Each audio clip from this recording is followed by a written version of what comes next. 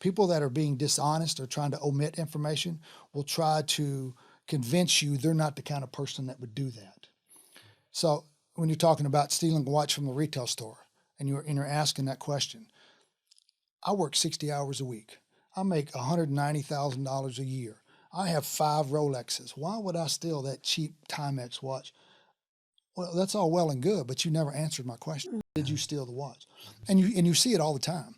And people will do that. So a lot of times when people are telling, and that's all part of their body language as they're telling you this story, you're trying to listen to that and take in all this body language as they're doing it. So, but it's at the, and the other thing I used to see, and you'll probably get there too, but is when they're doing that is when they'll hang on and overly describe minuscule details that have no apparent value, but they're provable.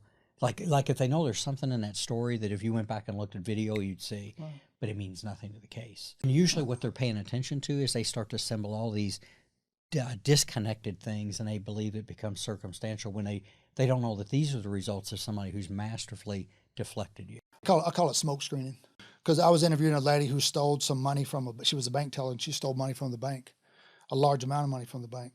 And I was asking her about how the deposits, when someone comes in to make a deposit, how does that work? Run me through that. She said, okay. So she starts telling me how a deposit's made. But then she told me how the money got transferred from the feds to the bank. And how, she starts telling me all this other information, all this other details that has nothing to do with her stealing the money.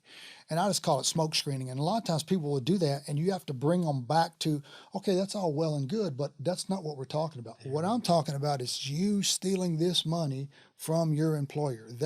And so you constantly have to bring them back to that. But people that are honest, you don't really have to do that. Yeah. And you can usually tell